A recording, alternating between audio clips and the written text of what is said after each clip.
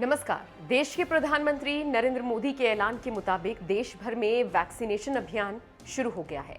इस अभियान के तहत 18 साल से ऊपर के लोगों को कोरोना की वैक्सीन लगाई जाएगी। इस अहम वैक्सीनेशन अभियान का हिस्सा पीएम मोदी का संसदीय क्षेत्र वाराणसी भी रहा। लेकिन यहां वैक्सीन अभियान की शुरुआत के दौरान योगी सरकार में मंत्री और स्थानीय विधायक रविंदर जायसवाल का इस कदर पारा हाई हो गया कि जो शख्स वैक्सीन लगवाने आया था उसी को दौड़ा दिया।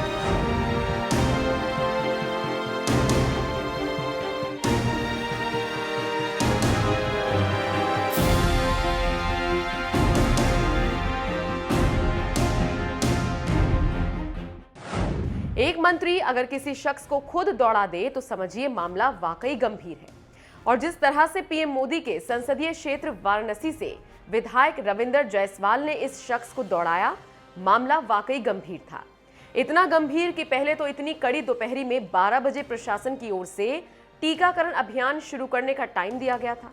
और जब वैक्सीन लगवाने के लिए लोग वैक्सीनेशन सेंटर पहुंचे और लंबी लंबी लाइनें लगानी शुरू की, ये सोचकर कि जैसे कि 12 बजेंगे वैक्सीन लगनी शुरू हो जाएगी, लेकिन 12 बज गए, बावजूद इसके वैक्सीनेशन शुरू नहीं हो सका। वजह वही थी, नेताओं की लेट लतीफी, जिसका खामियाजा बेचारी जनता को भुगतना पड़ता है। और जनता जब आवाज उठाती है तो मंत्री जी ऐसे ही मारने के लिए टूट पड़ते हैं।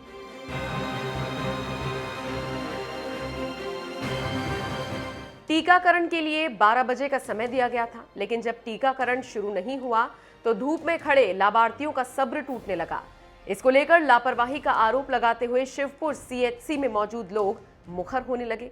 यहां मंत्री रविंद्र जायसवाल को टीकाकरण का शुभारंभ करना था, लेकिन मंत्री जी लेट पहुंचे। इसी बीच धूप में खड़े संजय दुबे नाराज हो गए।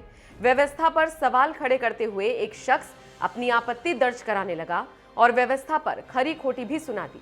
संजय दुबे नाम के इस शख्स को 12 बजे का समय दिया गया था, लेकिन टीकाकरण शुरू नहीं हुआ। इसी बात की आपत्ति उन्होंने दर्ज कराई। इसी पर मंत्री जी गुस्सा गए और मारने के लिए दौड़ पड़े। मंत्री जी गुस्से में तमतमाए हुए संजय दुबे की तरफ दौड़ पड़े। इस दौरान वहां मौजूद उनके समर्थक और सुरक्षाकर्मी उन्हें पकड़कर समझाने लगे। तब जाकर मामला शांत हुआ, जबकि पीड़ित संजय दुबे ने मीडिया को बताया कि मंत्री गुस्से में उसे मारने के लिए दौड़े थे। मारने के लिए बोले थे। पब्लिक धूप में परेशान है, 1 घंटे से लाइन में लगी है। 12 बजे का टाइम है, 1 बजे उद्घाटन हो रहा है और ऊपर से हम बोल रहे हैं तो मारने के लिए आ रहे हैं। ये हाल है। कौन है ये? मारने के लिए दौड़ के आए हैं। कौन मारने के लिए दौड़ा है? मंत्री जी थे। नाम क्या है? संजय दुबे। मंत्री जी का रविंदर जायसवाल। इस मामले में मंत्री रविंद्र जायसवाल क्या कह रहे हैं, अब जरा ये भी सुन लीजिए। भारत के अंदर स्वदेशी सबसे पहले हमारा वैक्सीन डेवलप हुआ और इसके फेज वाइज पहले चरण का जो 60 साल के ऊपर थे उनको लगाया गया, सेकेंड चरण में 45 साल के ऊपर लगाया गया, अब थर्ड चरण का 18 साल के जो ऊपर हैं और 45 के बीच में हैं उनका शुरुआत किया गया है। यह चूँकि इस समय थोड़ा प्रकोप बढ़ गया है तो पूरे प्रदेश में लोगों की बहुत डिमांड थी, इस कारण से इसको किया गया है ऑनलाइन पंजीयन। ऑनलाइन रजिस्ट्रेशन में अब तक 1 करोड़ 10 लाख लोगों ने करा रखा रजिस्ट्रेशन। इस 1 करोड़ 10 लाख में हर अस्पताल की अपनी अपनी कैपेसिटी बनाया गया है, कहीं 500 है, कहीं 400 है, तो उसी कैपेसिटी से उनको डेट अलॉट हो रहा है कि आप कब जाएंगे। जिनको वह पंजीयन का नंबर आ रहा है वो नंबर लेके काउंटर पर जाएंगे, वहाँ पर काउंटर पर जाने के बाद उनको क्यू लगा करके जाना पड़ रहा है। आप यहाँ देख रहे हैं कि शिवपुर स्वास्थ्य केंद्र पर 2 तरह की लाइन लगाई गई है।